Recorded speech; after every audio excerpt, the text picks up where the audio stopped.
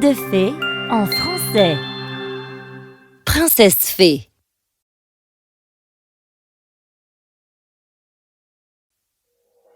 Il était une fois un roi qui venait d'avoir une jolie petite fille.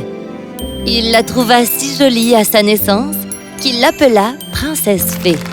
Tout le monde à la cour et dans le royaume accepta ce prénom un peu original. Mais une fée qui s'appelait Largy n'apprécia pas ce choix. Comment a-t-il osé appeler son enfant Princesse Fée alors qu'elle n'est qu'une humaine normale? Je ne vais pas tolérer cette insulte. Je vais donner une bonne leçon au roi. Ainsi, quand Princesse Fée eut à peine 8 ans, Largy apparut sous la forme d'une vieille dame et kidnappa l'enfant tandis qu'elle jouait dans les jardins du palais. Elle amena Princesse Fée dans un beau palais et la fit travailler là-bas en tant que servante. Princesse Fée, mon œil! À partir de maintenant, tu t'occuperas du feu et tu t'assureras qu'il ne s'éteint jamais. Et s'il s'éteint, je t'enverrai le récupérer auprès du monstre Larcony, tu as compris? Et Larcony adore transformer les humains en pierre. Les années passèrent. Princesse Fée grandit et devint une jolie jeune femme.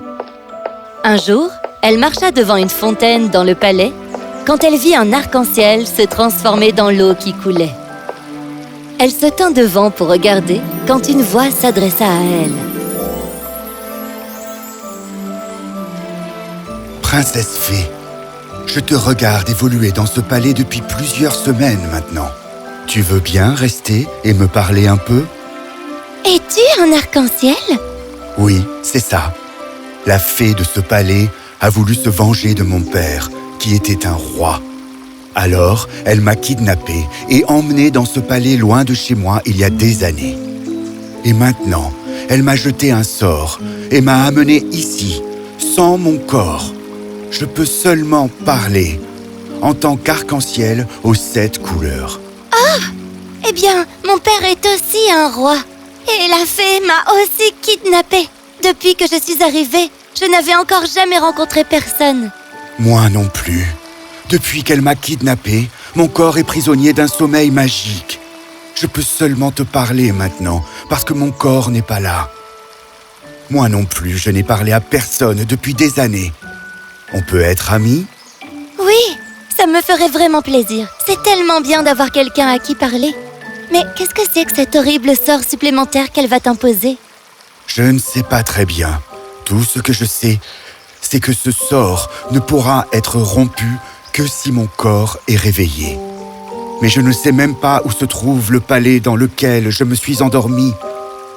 J'ai juste entendu Largy dire que le palais est plus loin que le château de Larcony. Bref, tu avais quel âge quand on t'a emmené ici? Et c'est comme ça que le prince arc-en-ciel et la princesse Fée se rencontrèrent tous les jours pour partager leur tristesse, se réconforter l'un l'autre, rire et se faire des blagues. Cela dura pendant une longue période et ils finirent par tomber amoureux. La princesse Fée s'inquiétait de cet horrible sort que Largy s'apprêtait à rajouter sur le prince arc-en-ciel. Est-ce que tu sais quand Largy va te jeter le sort? Non. Largy jette souvent ses sorts les plus importants lors de la 5e pleine lune de l'année. Et c'est dans seulement 3 jours. Je vais essayer d'aller réveiller ton corps dans ce palais. Ma chérie, on ne sait même pas où se trouve ce palais, si ce n'est qu'il faut traverser le repère du monstre Larcony pour y arriver. En plus, ce sont des sorts magiques et nous ne sommes que des humains. Comment vas-tu les rompre? Je ne peux pas te laisser y aller, c'est trop dangereux. Je ne te demande pas la permission, tu sais. Mais je ne supporte pas l'idée que tu risques ta vie pour moi. Et moi, je ne supporte pas l'idée que quelque chose d'atroce puisse t'arriver. Regarde, je ne sais pas comment je vais faire, mais je n'abandonnerai pas avant d'essayer. On sait déjà que ce palais où ton corps est endormi se situe au-delà du repère du monstre Larcony. Alors, c'est par là que je vais commencer. Non, ce monstre transforme les humains en pierre. S'il te plaît, reste simplement là avec moi. Comment est-ce que je pourrais demander à Largy de me montrer le chemin jusqu'au repère du monstre? Ah! Je sais exactement comment faire, oui.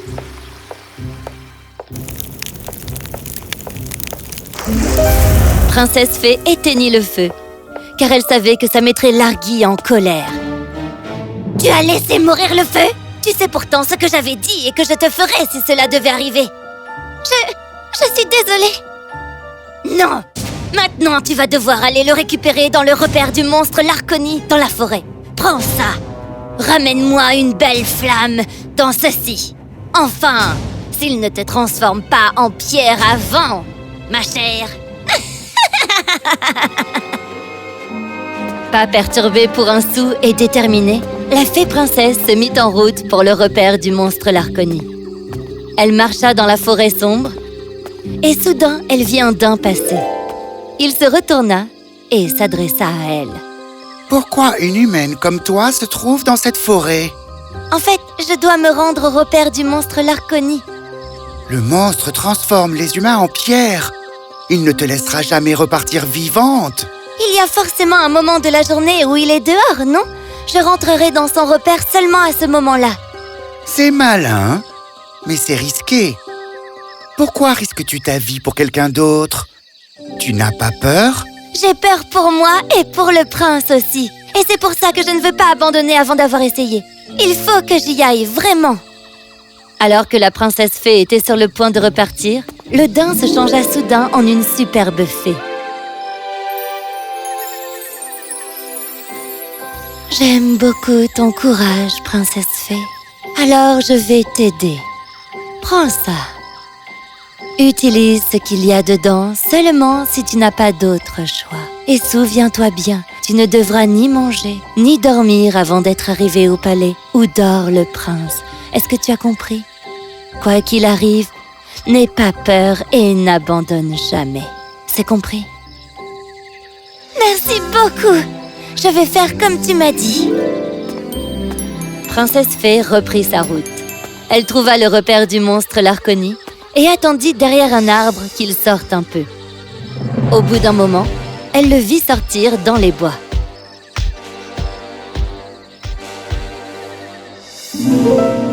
Alors elle se rua à l'intérieur, où elle entendit un énorme grognement diabolique juste derrière elle.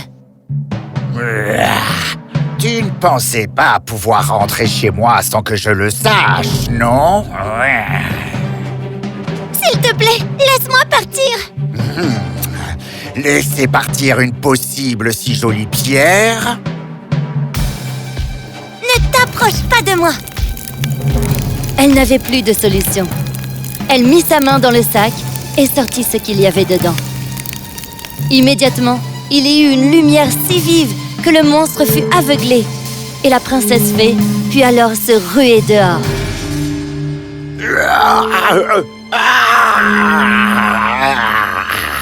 Puis, la princesse fée arriva dans un autre bois. Au loin, il y avait un château. Au moment où elle le vit, elle se sentit soudain affamée et morte de froid, et fatiguée comme elle ne l'avait jamais été avant. Je ne dois pas dormir. Il faut que je continue. Si je ne mange pas et que je ne dors pas non plus, je vais mourir. Mais je ne peux pas arrêter maintenant. Non! Soudain, un démon apparut devant elle. Tu as faim? Tu aimerais manger ça? C'est trop bon en plus. Non! Il faut que j'avance encore.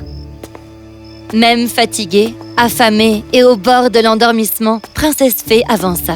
À chaque fois qu'elle s'accrochait à un arbre pour s'aider à marcher, un autre démon apparaissait pour lui proposer un fruit juteux. Tu as faim? Tu aimerais manger ça? C'est trop bon en plus. Tu as faim? Tu aimerais manger ça? C'est trop beau en plus. Tu as faim? Tu aimerais manger ça?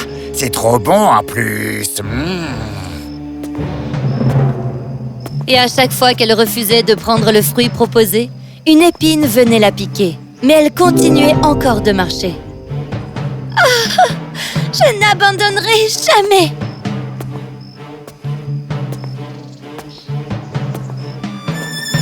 Elle alla au bout de ses forces pour atteindre le château.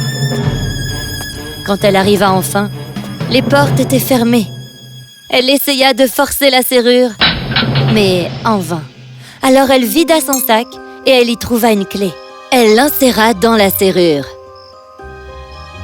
Et elle se retrouva instantanément dans une pièce magnifique.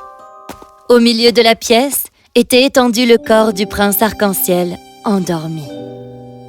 Est-ce que c'est le prince? Elle alla auprès de lui pour le secouer. Il ne bougea pas. Comment faire pour le réveiller? C'est un sommeil magique et seule la magie peut y faire quelque chose. Elle ouvrit encore le sac et sortit ce qu'il restait dedans. Il y avait un petit violon qui s'agrandit tout seul et se mit à jouer la plus jolie mélodie qu'il soit. Une mélodie qui mimait le chant des oiseaux et la paix de l'aurore. Le prince remua et se réveilla enfin. Princesse fée, mon amour, tu m'as trouvé. Je t'avais dit que je n'abandonnerais pas avant d'avoir essayé. Tu as risqué ta propre vie pour sauver la mienne. Tu m'as sauvé. Merci, merci 1000 fois. Soudain, on entendit un son cérémonial et une belle reine arriva, suivie d'une procession d'hommes et de femmes nobles.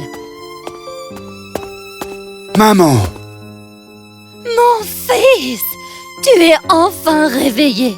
Maintenant que son sort est rompu, Largy ne pourra plus jamais faire de mal à un humain. Oui, comment est-ce que c'est arrivé?